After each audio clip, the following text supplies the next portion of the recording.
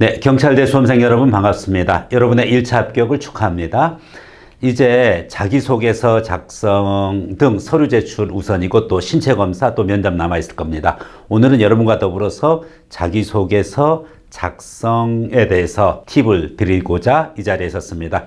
저는 S오피서의 홍삼영 원장입니다. 경찰대 자기소개서 예전 양식, 자유양식에서 바뀐 지가 좀 됐죠. 그래서 항목별 그 기준으로 해가지고 어떻게 작성을 해야 되고 또 경찰대 최적적인 자소서 부분 거에 대해서 여러분에게 팁을 드릴 테니 필요한 부분 거 자기 걸로 소화해서 자기의 자소서에 자기의 개성과 특성이 녹아날 수 있도록 그렇게 작성을 해주시면 좋겠습니다.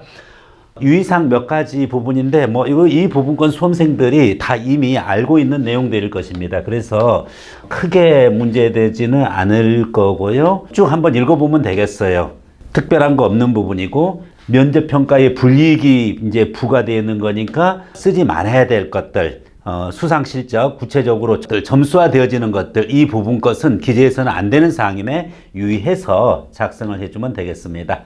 일단은 당연히 본인이 직접 작성, 그리고 확인 요청할 경우에 적극 협조해야 되겠다. 특히 위에 검정고시 같은 경우에 주의사항이 나왔는데 소명 자료를 요구할 수가 있습니다.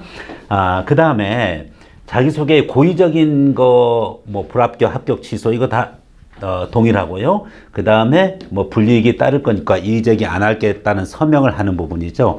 기본적인 자기소개서 자신이 솔직하게 작성하라는 기본적인 내용만 확인하고 특히 기재하지 말아야 될 것들, 어학 성적이라든지 올림피아드 성적이라든지 이와 같은 점수와 스펙 부분 것은 기재 대상에서 제외된다는 거 유의해주고 들어가도록 하겠습니다.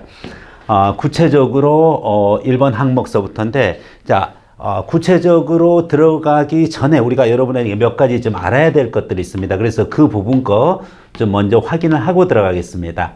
일단은 이제 자소서 양식 왼편에 나와 있죠.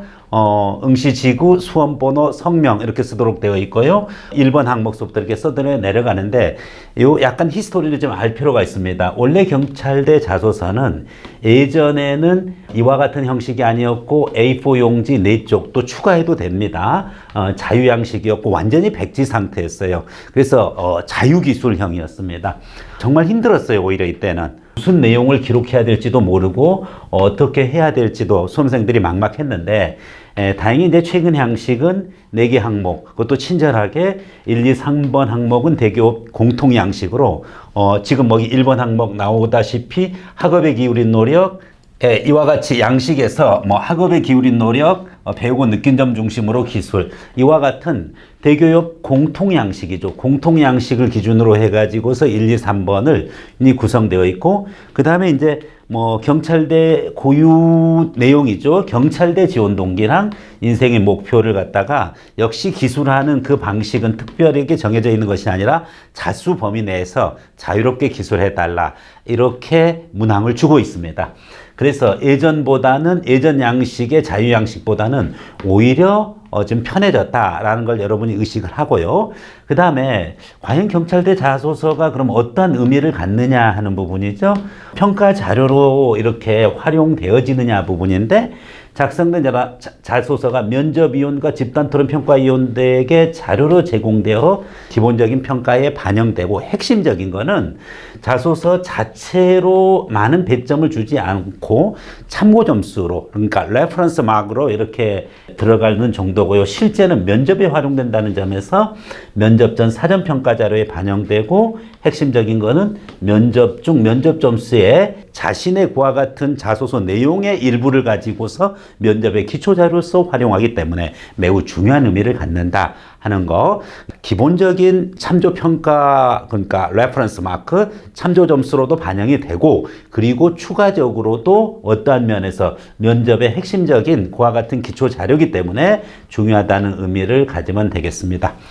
자, 가장 많이 받는 질문 중에서 일반 대학 자소서, 약간 이제 경찰대 입장에서는 일반 대학을 조금 낮게 평가합니다. 그래서 시중대학 자소서, 특히 이제 서울대와 같은 시중대학 자소서랑 구별해 가지고 어떠한 차이가 있느냐, 이런 질문을 많이 받는데, 일단은 서울대 자소서는 지원자는 누구나 다 작성을 해야 됩니다.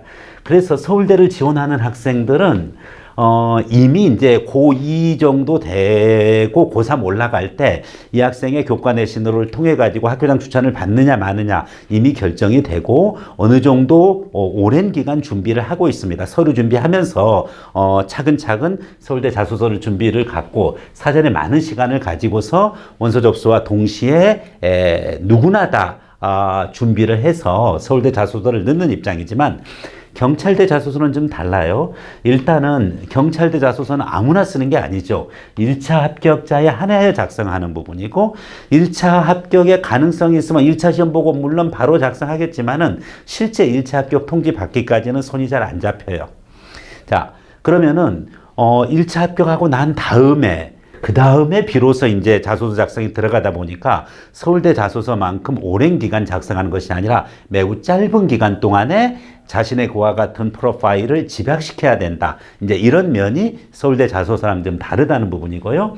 여기서 보면은 이제 2019학년도의 경우 8월 24일 금요일 바로 오늘입니다, 여러분들. 오늘서부터 자소서 입력을 받아요. 그렇게 해가지고 9월 7일까지 수정 가능하죠. 그 이후에는 이제 마감됐으니까 수정이 안 되겠지만은 이 기간 중에 여하간에 최대한 자기의 정체성을 그리고 미래 경찰 간부로서의 그와 같은 자질을 잘 표현해 줄 수 있는 그러한 자소서가 되어야 됩니다.